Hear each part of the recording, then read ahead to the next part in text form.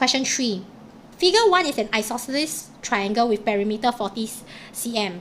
Figure 2 is made up of 4 of such isosceles triangle. If one isosceles, right, perimeter is 40.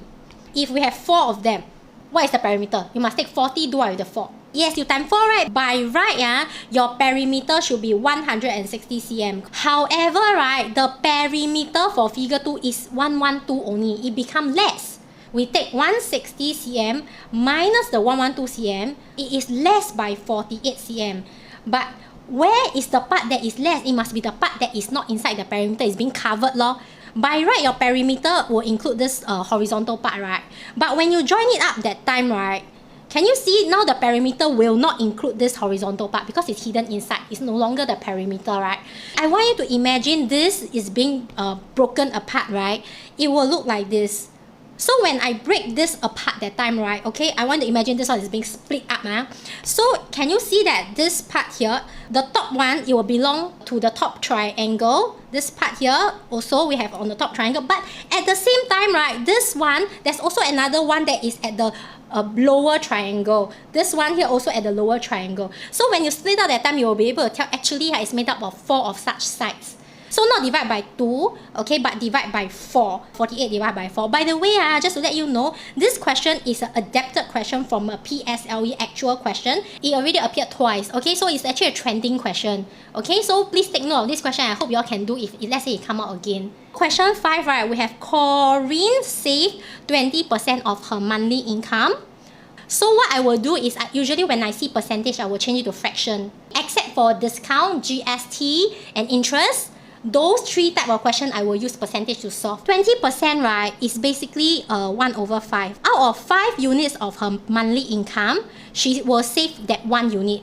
Save compared to her income, right, the ratio is 1:5. So in August, her income decreased by 15%. As a result, her saving in August decreased by 120 compared to in July. So they are actually comparing the August with July. So I want you to think about this 15%. How many percent is July? And out of that July, how many percent decrease? And because of that decrease, how many percent is represented by August? Okay, can you all let me know? What are the numbers that you put in here? Original is 100. It decreased by 15. So 100 minus 15 is 85. Exactly. I want you all to bring this number smaller so it's easier to deal with. So I am going to divide by 5 throughout, okay? That will give me 20:3:17. We want to know her income in July, right? Okay, definitely we have to make use of this number, $120, which is the only value that we can use, okay? And this $120, it comes from the saving August compared to the saving in July, which means I must make use of the saving and the income portion, right, to go and find my July and August saving. Alright, I want to first find savings in July. Okay. Assuming savings in July here is 20 unit. Every time, right, you are saving 1/5, right? If you are saving 1/5 of that 20 unit in July, how many units are you saving? 1/5 multiplied by 20 unit, you are saving 4 unit. Then, right, if you are understanding me well, right, can you tell me how do you find out the savings in August? Your income is 17 unit and you always save 1/5 of your monthly income. What do you do? 1/5 times 17 units. So it means you save, right, 3.4 units. So the difference in what you save in July and what you save in August is going to be 4 unit minus 3.4 unit, which is a 0.6 unit. And this difference in the saving is equivalent to $120 given in the question. So 0.6 unit is 120. To find out 1 unit, you will take 120 divided by 0.6. That will give you 200. Okay, by the way, if you're wondering why I divide by 0.6, is always, if you want to get 1, right, you need to always divide by the same value that you have here. 0.6 divided by 0.6 will give you 1. Just remember, same number divide by same number always give you 1. So if 1 unit is 200, right, what is her income in July? In July, her income is 20 unit. So 20 unit will be 20 times 200. That will give you the answer as 4 $1,000. Okay, so that's how you do this question. Number 6, right? Previously, right, the question was wrong. So I changed the question such that it's correct already. So given the new context is area of the rhombus, okay, ABCD, which is here. ABCD is twice the area of triangle BCE. Draw the triangle BCE such that, okay, they don't overlap. And then we have angle CBE is more than 90 degree. So first, if we want to find area of rhombus, so I want you to actually use this triangle combine with this triangle. This triangle, you put it up, right? So it will become 1, 2, 3 square. So this one gone already. So how many squares are there inside your rhombus, right? You still got 4, 5, 6, 7, 8, 9. So this rhombus itself, right, it has 9 squares. If the area of rhombus is twice, so your BCE must take 9. So divide by 2, okay? So that will give you 4.5. You see, you have length BC in your rhombus, right? You also have length BC in your triangle. So that is the same side that they have. And this same side that they have, right, you can use this as your base of that triangle. So it means, right, you can take half times the length of your BC, right, which is basically 3 units. Half times 3 times, I don't know what's the height. I'm supposed to find the height so I can draw out the triangle. So times height, give me my area of 4.5. If you take half times 3, you will get 3 over 2, which is basically 1.5 times height give you 4.5. So now to find the height, opposite of times is divide. So you will take 4.5 divided by 1.5. That will give you your height of 3. And if you know the height is 3, right, it definitely will mean that you need to at least go, okay, if this is your whole line here, right, at least 1, 2, 3 is anywhere along this line, you know. But how do you know which part, right? Since they want the angle CBE to be more than 90. So it cannot be like E is here because this is definitely less than 90. Your 90 degree is like this, right? So if it's more than 90, right, you should be able to judge, okay, it must be somewhere that it exceeds this portion.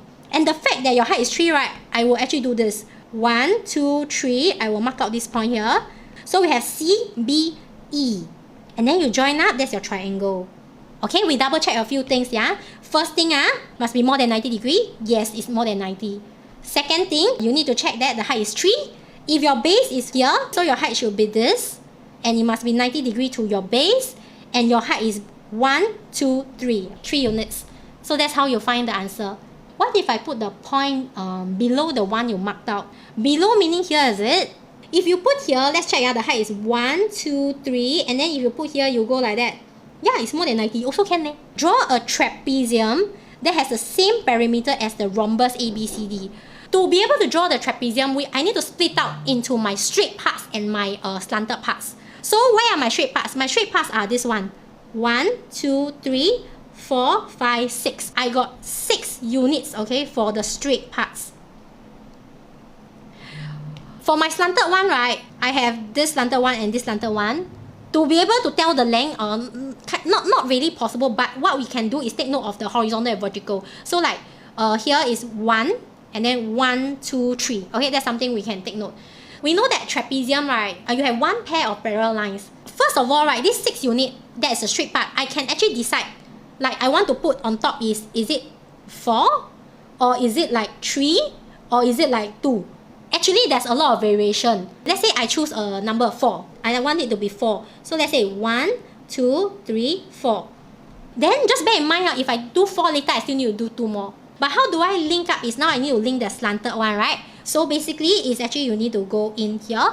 So how you do it, right? 1, 2, 3, 4, right? In this case, 1, 2, 3, right? I'll go 1, 2, 3, and then go here.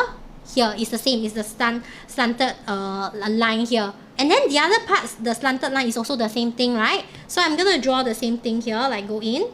And then, now I'm left with just nice, okay, I left with 2 parts. So you check, 1, 2, 3, 4, 5, 6, 6. 6 straight parts. And then the slant one represent here. And then this one represent here. Okay, of course, this one can be inverted as well. So you can also have something like 1, 2, and then you go out. You go out, then 1, 2, 3, 4. And I also believe there could be also other possible answers as long as you fulfill the same perimeter So we have a parallelogram, okay? We will have PQ equals to PS equals to SR. When you're given clues like that, right, please mark it down in your diagram. So I'm going to mark here, mark here, mark here. Then you will see, wow, got two isosceles triangle, right? You have here isosceles and another one here isosceles. Find SPT. If these two are equal, means this is 35, right? Then you can find this angle because in a triangle, right, they all add up to become 180. So you 180 degrees minus 35 degrees minus 35 degrees. You will be able to get 110. So if this is 110 degrees, then you can be able to find this one because they lie on the straight line, right? So you will take 180 degrees minus 110, give you 70 degrees. And if this is isosceles, it means the two angles will be the same here at the base. This is 70. And then now you look at the triangle here, they all add up to become 180. So you 180 minus the base angles of 70 and 70. That will then give you your answer, which is 40. Okay, that is your angle SPT. We have Vinesh drove from Singapore to Malacca at an average speed of 90 km per hour.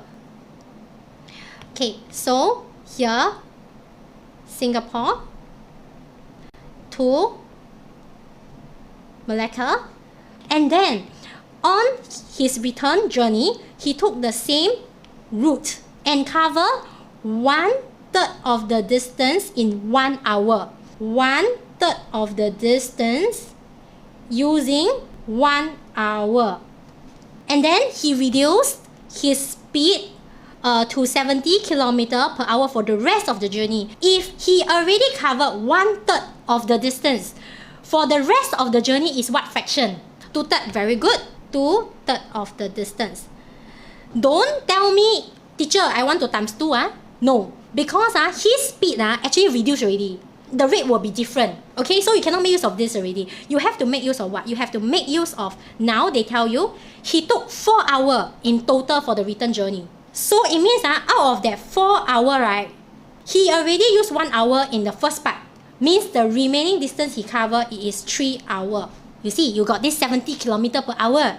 You got the speed and you got the time, 3 hours. So what can you find now? You can find the 2/3 distance, isn't it? The remaining distance that he covered. You take the speed of 70 km per hour, multiply by 3 hours, 210 km. Now with this 2/3 of the distance, 210 km, you can then find 1/3 of the distance. You take 210 km divided by 2. That's how you find 105 km. And let's find the total distance. So I'm going to find 3 out of 3 of the distance. Okay, it's 3 multiplied by 105 km, which will give you 315 km. For this entire distance from Singapore to Malacca, right, 315 km. How long did he take to drive from Singapore to Malacca? So time taken is you take the distance divided by the speed, and you will get the time of 3.5 hours. So for question 9, we have a rectangular piece of paper. ADCG was folded into a diagram as shown. We have AG is X cm, which is shown here. GF is 12 cm, which is shown here. DE is 3 cm, which is shown here. Find the perimeter of the rectangular piece of paper ADCG in terms of X. So your perimeter is here. ADCG, right? And you find this. Okay, in terms of X means your final answer must have the X. Every time it's folding question, remember, fold back. So how you fold back? This part here, I fold back already. And then what about this part here? I'm going to make it go back also, okay? So I fold it back. To find the perimeter, we need the breadth and the length. We already know the breadth is X. I will know, right, this one is my X and this one is my X. What is left to find is my length. But to find the length, when this one I fold back, it become here. This part I fold back, it become here, correct? So everybody, can you see that your breadth of X is actually equal to this part here? This is actually your X. And if this is your X, right, if you fold it up just now, isn't it here is your X? This part here is your x also. So if you know that is your x, right, you can fill up here. This is your x. Your 3 cm here, isn't it, when you fold it back, is going to come here. This is your 3 cm right here. And that itself, right, will form your length of the rectangle. 12 plus x plus 3. 12 plus 3 will give you 15. So 15 plus x is your length. And now to find the perimeter, you need to take your breadth, which is x and x, plus your 2 length. So together, right, x plus together, you will get 4x. And then the like terms, 15 plus 15, that will give you 30. Final answer, 4x plus 30. Take note of your units, okay, cm. Put the bracket and then put your unit cm outside. Can put x first or 30 first, doesn't matter. You can put 4x plus 30, or you can also put 30 plus 4x. Okay, 1 plus 2 is the same as 2 plus 1. Your final answer is still a 3. For addition, right, the placement doesn't matter. But for subtraction, it matters. Find the area of triangle BEF. So BEF is here. If you know that x is 4, it means I can substitute this as my 4. And I can substitute this as my 4 also. Your base is a 4. Your height here, which is the same as here, is also a 4. Half times base times height. Okay, you'll get an 8. 8 cm squared. Question 10. Okay, we have a shop sold electronic devices was having a sale as shown below. First item, 15% discount. Second item at 20% discount. The price of the second item must be equal or lower than the price of the first item. So Mr. Paul bought a tablet at $230 and a laptop at $550. This tablet here, is it the first item or is it the second item? The price of the second item must be equal or lower than the price of the first item. So this price 230 and compared to this 550, which one is lower? If this one is lower, that means your tablet is actually your second item. The one that is higher, right, your laptop is actually then your first item. This one you must define correctly, then everything then can get correct. Remember, your first item, you buy at 15% discount. You want to know how much he paid for the 2 items. So if you buy at 15% discount, that means you are paying how many percent, everybody? 85, very good. So it's 85% of your first item. Remember, your first item is your laptop. So multiply by 550. And then, your second item is sold at 20% discount. That means you're paying how many percent? 80%. Very good. So it's 80 over 100 multiplied by $230. 651.50. Okay, that's how you get the answer. So Mr. Chen bought 2 identical smartwatches. He received a total discount of $147. You buy 2 identical smartwatches, so their original price must be the same. That means their original price, right, it must be 100% each. It doesn't matter which one is the first item or second item because they are equal. What is the total discount they are getting? 35. Very good. Because your first item is 15% and your second item is 20%. So together they will get 35%. Bear in mind, you only can do this way if they are same price. Else, right, if there are 2 different things, right, with 2 different prices, right, their 100% will be of a different value. Then their 1% will be different. Then their 15% and 20% will also be different value. Then you cannot add like this. 35% is equivalent to $147.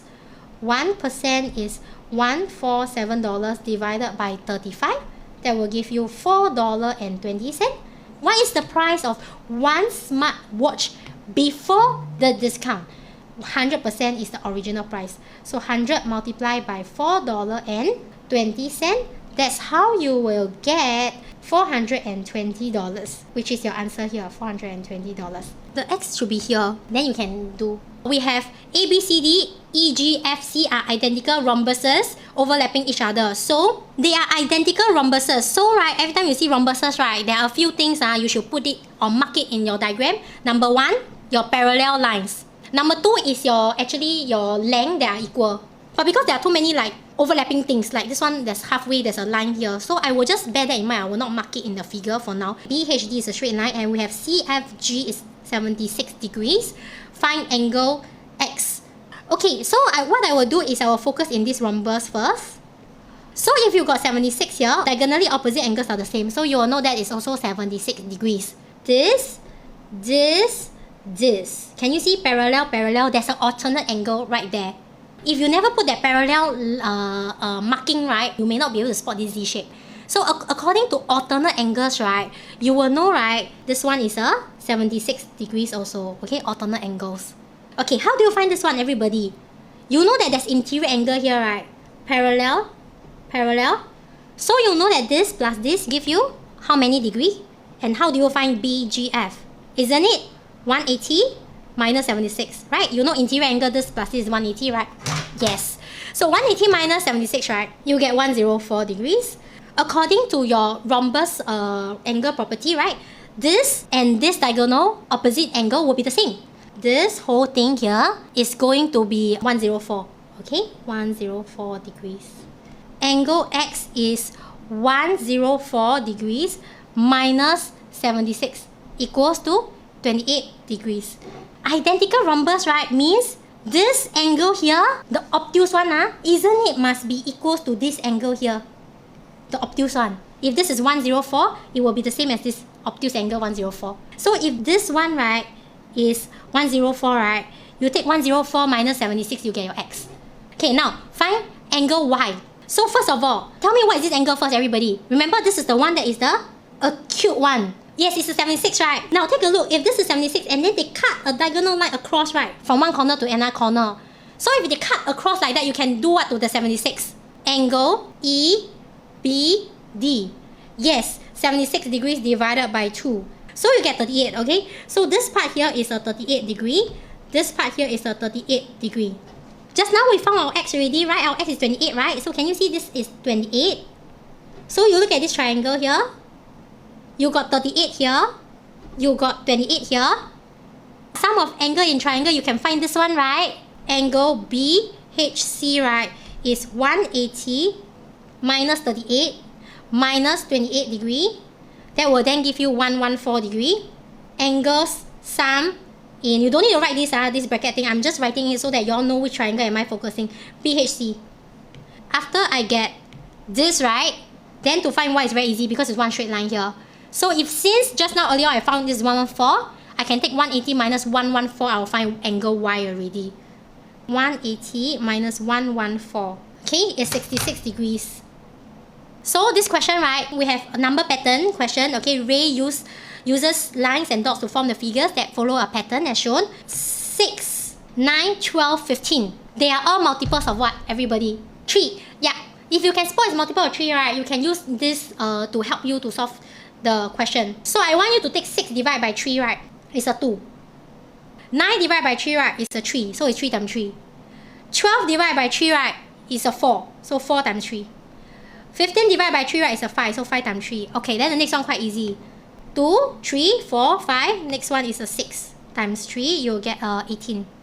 Now for the lines, right? Everything from 6 to 8 is always at 4. 10 to 14 add a 4. This one add a 4. So next one you just add 4. Okay, you'll get a 22. A figure in the pattern has 1, 0, 8 dots. What is the figure number? I want you to see the thing that will never change. Can you see everything here is times 3, times 3, times 3, times 3. This is confirmed fixed inside your pattern. The number that will keep changing is this number in front, but behind is always times 3.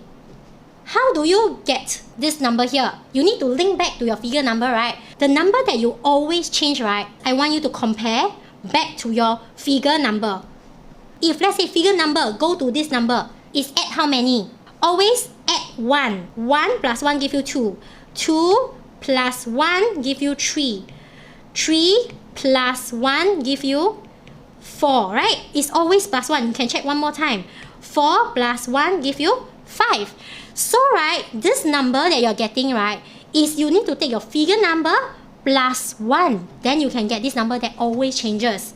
This, I will replace it with figure number plus 1. Then that number you will multiply by 3 to get how many dots. So this is your pattern. And since they tell us is 108 dots, I will write 108 is equals to figure number plus 1 times 3. Work backwards. Opposite of times 3, divide by 3. So I divide by 3 already, I get 36. But remember, after I divide by 3, I still left with a figure number plus 1. So what's the opposite of plus 1? You all tell me it's 35. Good. You all minus 1, huh? Okay, that's how you get 35. Find the total number of dots and lines in figure 72. To find the total number of dots and lines, I can first find the total number of dots. Then I find the total number of lines and then add together. So if it's figure 72, number of dots. Just now we already derived the formula. It's figure number plus 1 times 3. So if your figure number is 72, is 72 plus 1 times 3. You will get 219. To get number of lines, right, you started with a 6, and then what happened? You always plus 4, plus 4, plus 4, plus 4, okay? And then you will arrive with your final answer. Okay, that's usually what happened, right? So I'm going to use number sense to help you all derive that formula. I want you all to look at all the plus 4 there. How is it linked to your figure number, okay? If you plus 1, 4, right? Look at this, if you plus 1, 4, you end up at figure 2, If you plus 2, 4, you will end up at figure 3, correct or not? You plus 3, 4, you will end up at figure 4. If you plus 4, 4, you will end up at figure 5. Tell me what is the relationship with the number here and the figure number here. Like how many times this appear? How is it linked to your figure number? Okay, I will call this is your number of gaps, okay? How is it linked to the figure number one here? If here is 1 gap, your figure number is 2, right? So here is 2, right? Is 3, right? So the number of gaps must do what to get your figure number? Your number of gaps must always plus 1. Yes, it will give you your figure number. Correct. If now it's figure 72, how many gaps do you have? How many of all these plus 4 you have? 71, correct. So you take 71 times 4. Because you got 71 of these gaps happening. 290. So total is 219 plus 290. It will give you 509. Okay, answer is 509. So 16, right, we have at the bookshop, erasers are only sold in packs of 4 and pencils are only sold at packs of 5. 4 erasers cost $1.99. 5 pencils cost 2.99. Now, please do not tell me 1.99 divided by 4. When they sell in groups, it must be in groups. Mr. Lim spent 139.45 buying some erasers and pencils for Children's Day. He put all the erasers and pencils into bags, and the ratio of the erasers to the pencils in each bag is 2:3. Erasers to pencils is 2:3. To be able to get the ratio 2:3, isn't it you must at least buy erasers in groups of 4? Definitely you need to times 2 first to make it 4.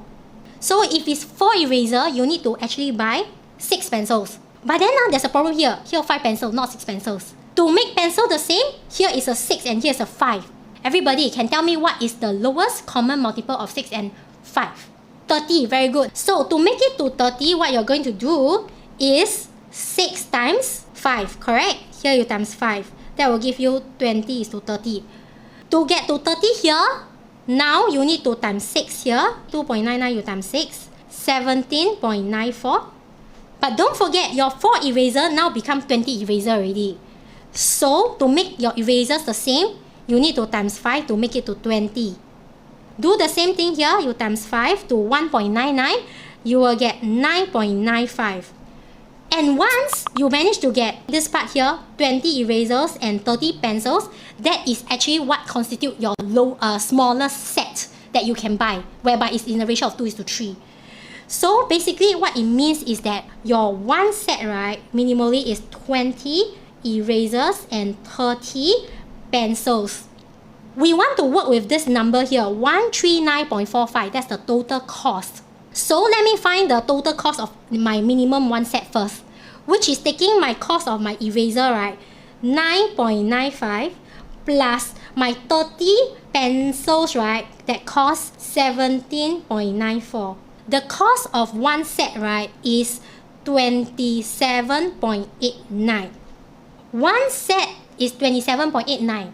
So how many sets will give you 139.45 that Mr. Lim spent? Okay, what will y'all do? Divide. Yes, very good. So to find number of sets, right, you're going to take 139.45 divided by 27.89. Okay, and when you divide, right, very nicely, you will get a 5 sets. How many pencils did he buy? Bear in mind, it's pencils. So go back and look at your one set.